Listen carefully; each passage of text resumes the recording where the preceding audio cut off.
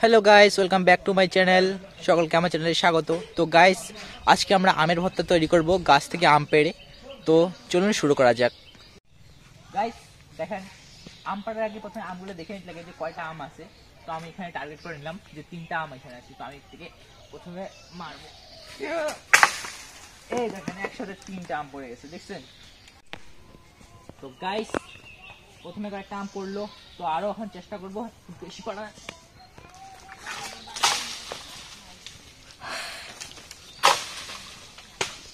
এই তো পড়ছে। মামা, তুমি কি আম পাড়াচ্ছো মামা? এটা হচ্ছে মানে কি আম? এটা গেছো আম? হ্যাঁ, এটা হচ্ছে গেছো আম।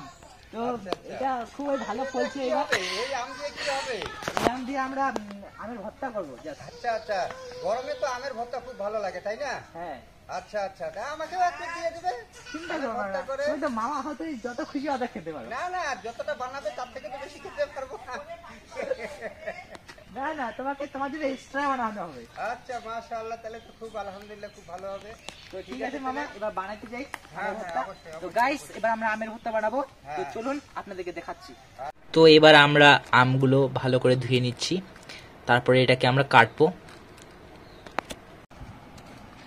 প্রথমে আমের চামড়াটাকে ছিলে নেওয়া হচ্ছে।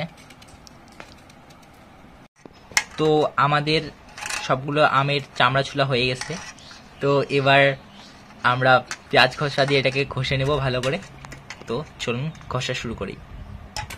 তো এখানে ঘষা শুরু হয়ে গেছে, মানে আমটাকে ভালো করে একদম ঘষতে লাগবে। তার জন্য আমার দিদি খুব ভালোভাবে ঘষে, শরীরের সমস্ত জোর লাগিয়ে খুব জোরে জোরে ঘষে, আপনারা দেখতেই পাচ্ছেন। তো আমাদের এখানে অলরেডি সবকিছু দেওয়া হয়ে গেছে। কাসুন্দি, লঙ্কার গুঁড়ো, লঙ্কা, চিনি, তেল সবকিছু দেওয়া হয়ে গেছে। তখন এটাকে আমরা মাখবো। তখন আমরা এখন মাখা শুরু করে দিছি। তো কিছুক্ষণের মধ্যে আমাদের এটা রেডি হয়ে যাবে, তারপরে আমরা খাবো। তো আমি লবণের কথা বলতে ভুলে গেছি, এখানে আমরা লবণও দিয়েছি, কারণ লবণ না দিলে টেস্ট করবে না, এটা আমি জানি।